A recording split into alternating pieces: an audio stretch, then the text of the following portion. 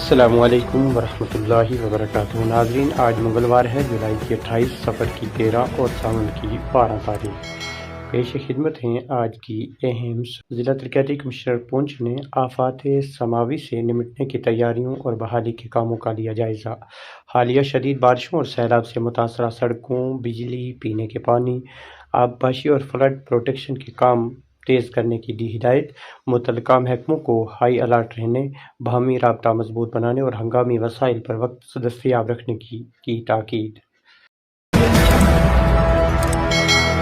ہردیپ سنگھ چودھری نے ضلع information officer پونچھ کا سنبھالا عہدہ۔ نو تعینات ڈی آئی او کا عملے سے تعارفی اجلاس، دفتری امور اور جاری سرگرمیوں کا لیا جائزہ۔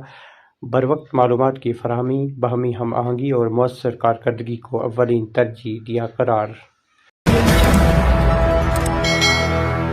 بارشوں کا نیا سیلاب شروع ہونے کا امکان، لوگوں کو محتاط رہنے کی اپیل۔ محکمہ موسمیات نے جموں خطے میں شدید بارشوں اور لینڈ سلائڈنگ کے خدشے کے پیش نظر احتیاط کی اپیل۔ جموں کشمیر میں 20 روز بعد تعلیمی ادارے دوبارہ کھلیں گے۔ موسم میں بہتری کے بعد اسکولوں میں تدریسی سرگرمیاں ہوں گی بحال، عمارتوں پر خصوصی نظر رکھنے کی ہدایت۔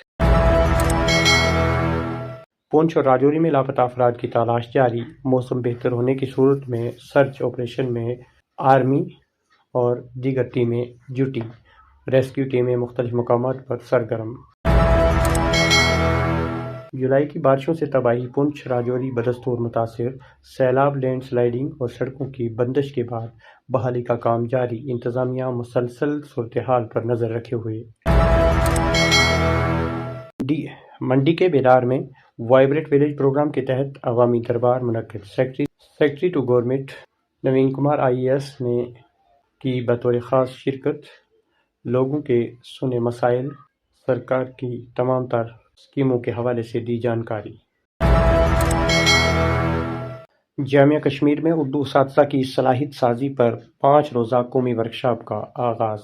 وائس چانسلر پروفیسر نیلوفر خان کا اردو کو شیریں زبان قرار دیتے ہوئے جدید تقاضوں سے ہم آہنگ کرنے پر زور۔ ڈائریکٹر پروفیسر الطاف انجم نے اردو اساتذہ کی صلاحیت سازی وقت کی اہم ضرورت دیا قرار۔ قومی